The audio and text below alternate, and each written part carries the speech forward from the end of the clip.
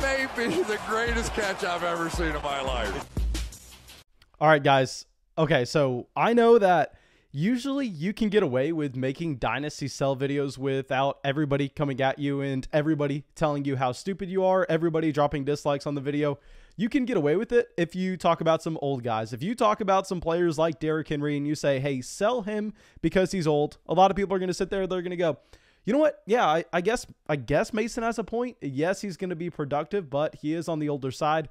Now, where people really get mad is when you go, hey, not all of these young guys that are currently going at the top of startup drafts, they're not going to maintain this value. They're not going to be able to have that elite level upside that should be indicated by their current prices. And because of that, I think we should be looking to sell. That is how you get hated on in Dynasty. And that's why we get so much hate when we come out and talk about some rookies that we want to be avoiding. But we don't care. Let's dive into it and let's look at some wide receivers that are on the younger side. We're not going to be talking about the T.Y. Hilton. We're not going to be talking about the DeAndre Hopkins, the guys that are past their, I don't want to say prime, but past their hype train, where we know that once you are 28, 29, 30 years old, that's when the Dynasty community starts to fall off of you. That's why players like Mike Evans and Amari Cooper, where they're surprisingly still only 26, 27, I'm willing to buy in. But let's ignore those guys. Let's go and let's talk about some of these younger players that I think are currently a little overvalued in Dynasty. Now, of course, go down there, drop a like, leave a comment telling me how stupid I am, but don't just tell me I'm stupid. I want to hear your explanation. I want to hear why you are drafting these players with their current Dynasty startup cost. And if you have not, for whatever reason, subscribe to the channel. But anyway, let's dive into this. And our first wide receiver we are going to be bringing up is going to be Jerry Jeudy. And okay, guys, I understand. Jerry Jeudy, very talented, a very good wide receiver. And in the right situation, he could be a wide receiver one in fantasy. Nobody's going to be escaping that. Now, I know some people want to say that Jerry Jeudy had an impressive rookie season. Some people want to say that he had a disappointing rookie season. With all things considered, I think it was a little bit neutral. Obviously, he got vaulted up into that wide receiver one role for the Denver Broncos, which he really wasn't expecting because coming into the season, everybody had Courtland Sutton pegged as the wide receiver one on the Denver Broncos. I myself was a little bit off of Courtland Sutton. We just kind of got lucky there with the injury, to be completely honest, where I liked Jerry Jeudy last offseason because his price was reasonable. There was still some hope for the quarterback situation in Denver. But right now, the reason that I think that Jerry Jeudy is just far exceeded his real value with where the Dynasty market is currently evaluating him with is because of the situation. Now, yes, we can sit here and we can talk about how talented the wide receiver Jerry Jeudy is. But at the end of the day, you go, okay, so he is going to be catching passes from maybe not Drew Lock, but a quarterback that is easily going to be one of the worst quarterbacks in the league. Whoever they bring in at this point in the offseason, once you even have a quarterback like Sam Darnold going to the Carolina Panthers, you're looking across the landscape and you go, I mean, best case scenario right now, you have a player like Jimmy Garoppolo, someone that their own NFL team has already given up on them, and that's why they are going to be looking and willing to sell them off to the Denver Broncos at a smaller cost. So for Jerry Jeudy, we can already pencil him in as having some of the worst quarterback play in the entire NFL. While we don't know who that quarterback is, like I said, you can pretty much expect that.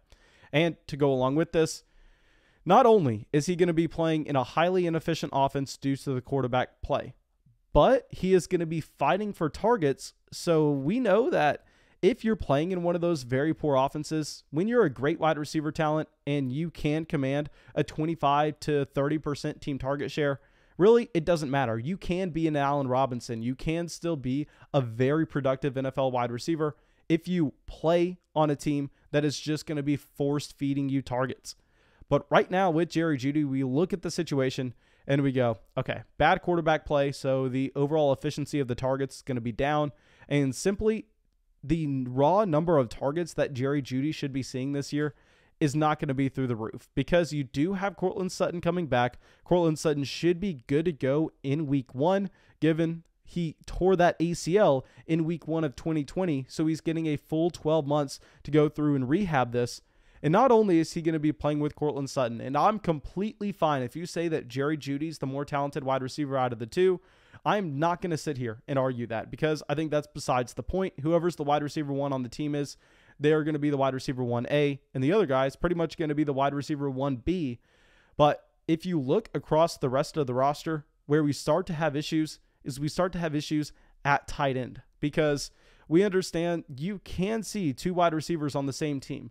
If their targets are going to be so condensed to those 2 top players, it doesn't matter. You can get away from the fact that the overall offense may not be that prolific if all of the targets are going to be going to 2 guys.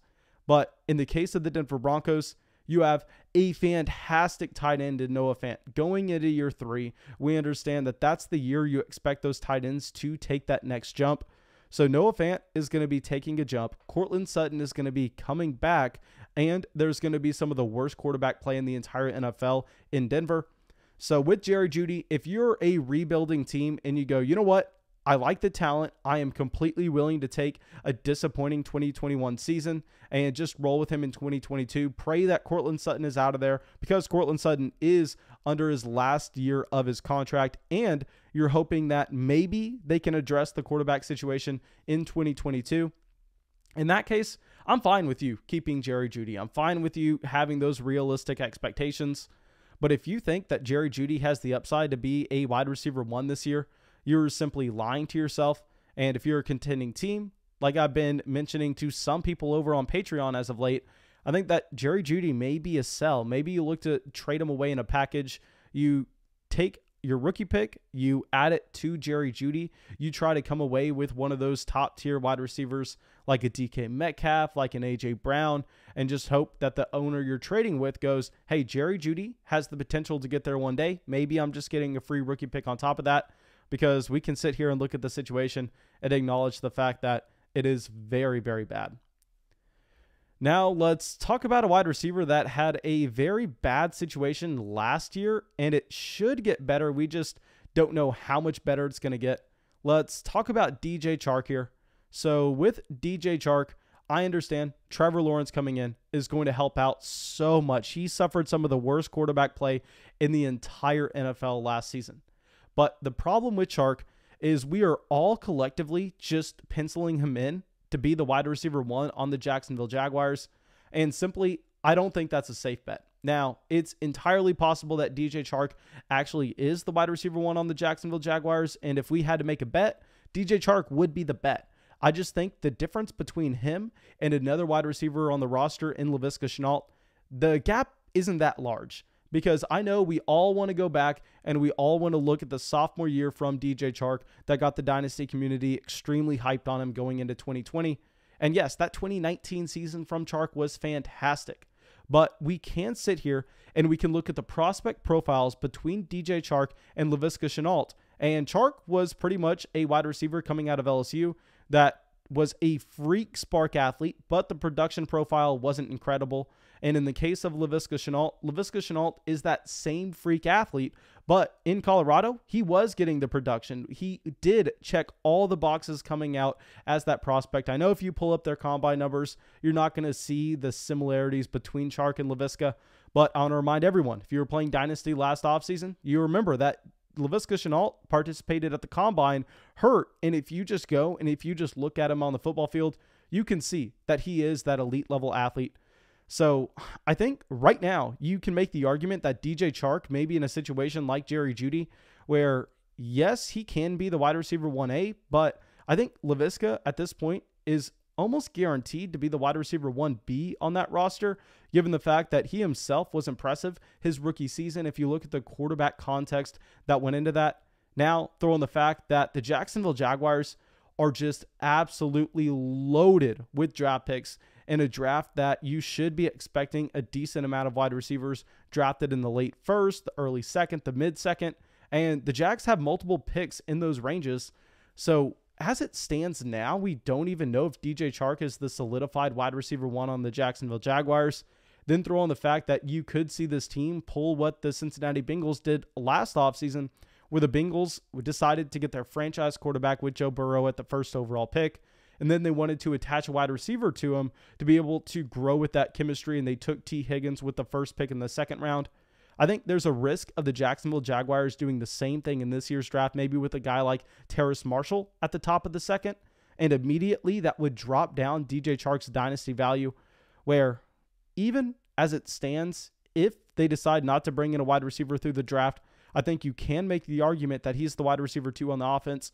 So DJ Chark, I just don't necessarily understand why the dynasty community is all in on him, already being the wide receiver 1 in Jacksonville.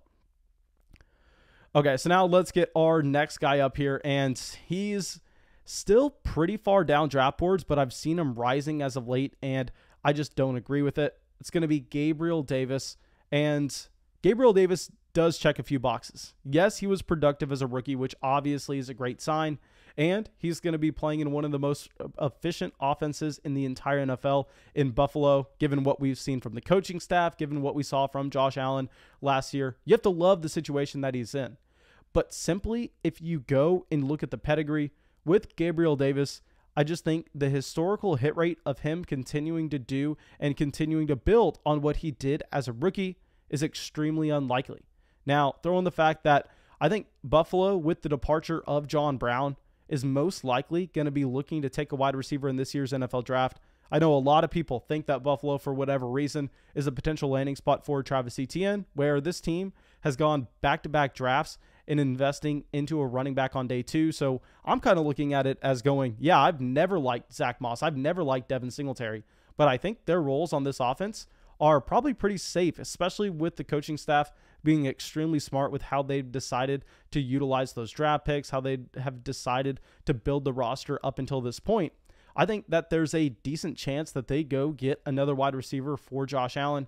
And we've seen this before. We've seen Josh Allen prop up a very low pedigree field stretching wide receiver in Robert Foster way long ago. I mean, I'm sure that a ton of people hear Robert Foster and it brings them down memory lane as it does for me to hear that name.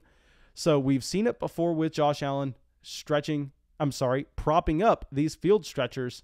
And you are going to be having Gabriel Davis in the same offense with Stephon Diggs, a wide receiver that can easily see that 25 to 30% team target share to dominate touches in that offense. So with Gabriel Davis, I know a lot of people want to get excited. Simply, we're looking at this as a potential landing spot for a wide receiver in the NFL draft. To go along with it, he's playing alongside an alpha wide receiver 1. And we have the history of Josh Allen propping up these no-name field-stretching wide receivers for a year, specifically Robert Foster's rookie season, and then they are never heard of ever again. Okay, so now let's bring up our next wide receiver here. It's going to be Michael Pittman, 2020 sophomore wide receiver. And with Michael Pittman, the problem is a couple things, actually. A, he wasn't some extremely strong prospect coming out of USC last offseason. And to go along with this, the quarterback situation in Indianapolis is absolutely disgusting. Now, not only did Carson Wentz look like one of the worst starting quarterbacks, if not the worst starting quarterback in the entire NFL in 2020, but what we actually have is the incentive for the Indianapolis Colts. If they are not performing up to par, if they do not think they have a shot at the playoffs, they're incentivized to actually bench Carson Wentz. As crazy as that sounds, I mean, we understand the clause in the trade where if Carson Wentz doesn't play X amount of games, you actually have the Colts giving up a much, much smaller draft pick in terms of the real value that it provides. So I think that this may just be a situation that we're looking to avoid, combined with the fact that you're going to have Paris Campbell healthy this season. This team surprisingly decided to bring in T.Y. Hilton. Now, I am not a T.Y. Hilton fan at all, but if you look at the contract that Indianapolis gave him, we can kind of assume that T.Y. Hilton is going to be playing snaps and a decent amount of snaps for this Indianapolis Colts team, even as he does age and even with him being extremely inefficient. So Michael Pittman, not the best prospect profile, had a disappointing rookie year, has Paris Campbell coming back into the offense, and we can assume that it's going to be subpar quarterback play from Carson Wentz. So I just don't think that Michael Pittman's in the same range as these other sophomore wide receivers. I mean, I would much prefer having a Henry Ruggs over him. Henry Ruggs slightly younger. Henry Ruggs having a more intriguing profile coming into the NFL. playing in an offense, there are more targets available. So I'm just looking at some of these other wide receivers going after Michael Pittman and preferring them over Pittman himself. Okay, so now our last wide receiver we are going to be bringing up. Yes, I could have a little bit just of a bias against him. I will be completely honest, and y'all know this. Deontay Johnson. Okay, so with Deontay Johnson, I just think that the Dynasty community has failed to react to Juju Smith-Schuster staying in Pittsburgh. Now, obviously, Juju's my guy. We all know this, but with Deontay, if you look at what has brought him fantasy success so far up to date, pretty much it's been volume, volume, volume. Big Ben has been force-feeding the ball to Deontay Johnson, and he's had by far and away the highest target share on this Pittsburgh Steelers offense. Now, that's why I was excited about Deontay Johnson going into a year with no Juju Smith-Schuster, because I was going, hey, he can be the solidified alpha. He can be a wide receiver, seeing that 26, 27, 28% team target share. But now that Juju's coming back, Deontay Johnson looks like he's going to be in a bad situation, because the volume that he saw last season, I simply don't think is going to stay, because you have Claypool coming into year 2. And if you look on the efficiency from Deontay Johnson, Chase Claypool, and Juju Smith-Schuster, Deontay Johnson was very inefficient last year. And you saw the frustration from not only Ben Roethlisberger, but also from the coaching staff at the end of the season from Deontay Johnson. So Deontay playing with presumably subpar quarterback play in an offense that has Chase Claypool and Juju Smith-Schuster, and we've seen him be very inefficient up to date, and he's mainly found success on volume, and we have to question if the volume is going to maintain. I think that's why Deontay Johnson is probably going to be a sell for me. Now, thank you guys. I really hope y'all enjoyed this video. I know y'all probably didn't, so go down to the comment section. Let me know why I'm wrong about any of these players. Let me know why I'm stupid. And yeah, that's it. I will see y'all with the video tomorrow. I want to give a big thank you for everyone joining the flock: Devin Strom, Alejandro, Mark, Jared, Caleb, and IV of Lean, Randotron, Micah, Larry, and Tyler.